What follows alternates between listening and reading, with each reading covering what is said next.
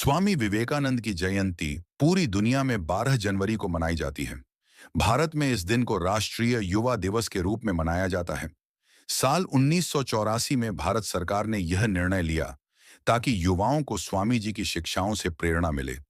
स्वामी विवेकानंद ने न केवल भारत को नई दिशा दिखाई, बल्कि पूरी दुनिया में सनातन धर्म की महिमा फैलाई। उन्होंने पश्चिमी देशों को भारतीय संस्कृति, वेदांत दर्शन और योग से परिचित कराया। उनके ओजस्वी भाषणों और कार्यों से हजारों लोग उनके शिष्य बने। आज भी उनकी शिक्षाएं युवाओं को मजबूत बनाती हैं। स्वामी विवेकानंद का प्रारंभिक जीवन और आध्यात्मिक जागरण। स्वामी विवेकानंद का जन्म 12 जनवरी 1863 को कलकत्ता, अब कोलकाता में हुआ था। उनका बचपन का नाम नरेंद्र नाथ दत्ता था। वे एक संपन्न बंगाली परिवार से थे। पिता विश्वनाथ दत्ता वकील थे और मां भुवनेश्वरी देवी धार्मिक प्रवृत्ति की महिला।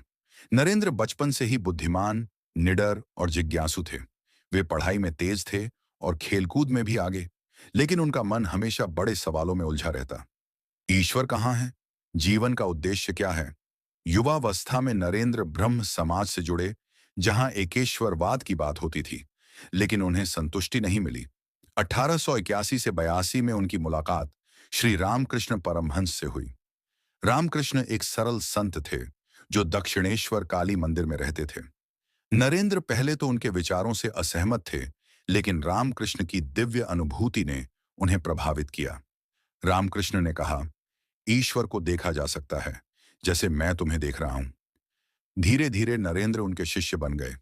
रामकृष्ण ने उन्हें वेदांत का गहरा ज्ञान दिया और कहा कि सभी धर्म सत्य की ओर ले जाते हैं। 1886 में रामकृष्ण का महासमाधि हो गया। नरेंद्र और उनके गुरु भाइयों ने बारानगर में मठ स्थापित किया। नरेंद्र ने संन्यास लिया और नाम हुआ स्वामी विवेकानंद। इसके बाद वे पूरे भारत भ्रमण पर निकल पड़े। कन्याकुमारी में उन्होंने समुद्र तट पर ध्यान किया और भारत की दशा पर विचार किया। उन्हें लगा कि भारत को आध्यात्मिक ज्ञान तो है, लेकिन गरीबी और अज्ञानता से मुक्ति चाहिए। यहीं से उन्हें विचार आया कि विश्व मंच पर भारत की आवाज उठानी चाहिए। शिकागो विश्व धर्म संसद के मंच से विश्व में फहराई सनातन की पताका। साल 1893 में अमेरिका के शिकागो में विश्व धर्म संसद का आयोजन हुआ।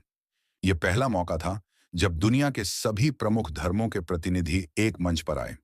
स्वामी विवेकानंद भारत का प्रतिनिधित्व करने गए। यात्रा कठिन थी, पैसे नहीं थे, लेकिन कुछ शुभ चिंतकों की मदद से वे पहुंचे। 11 सितंबर 1893 को उनका पहला भाषण हुआ। मंच पर खड़े होकर उन्होंने कहा, मेरे अमेरिकी भाइयों और बहनों। पूरा हॉल तालियों से गूंज उठा।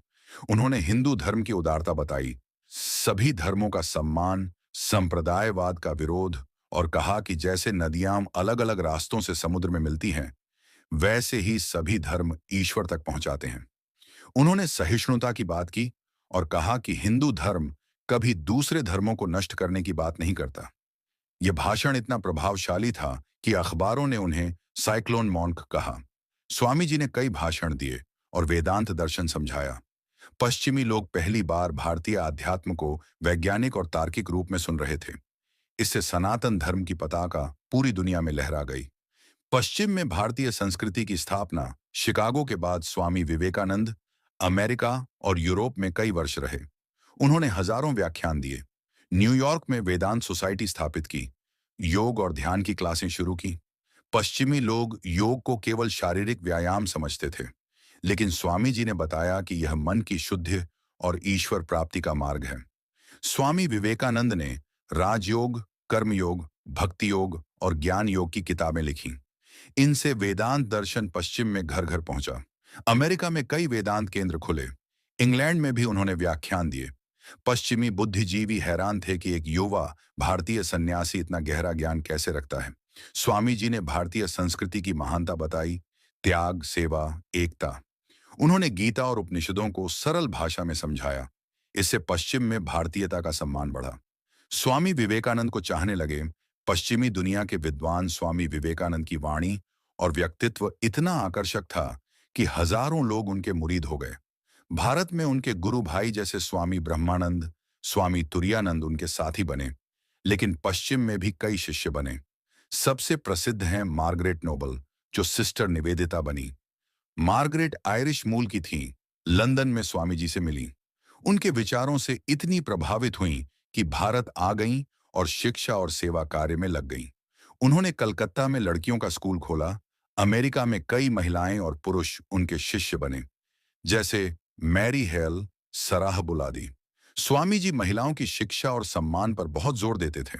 उन्होंने कहा कि जब तक महिलाएं मजबूत नहीं होंगी, राष्ट्र मजबूत नहीं होगा। उनके चाहने वाले प्रोफेसर, वैज्ञानिक और आम लोग थे। निकोला टेस्ला जैसे वैज्ञानिक भी उनके विचारों से प्रभावित हुए। स्वामी जी की सादगी, ओज और प्रेम ने लोगों को बांध लिया। रामकृष्ण मिशन की स्थापना और सेवा कार्य।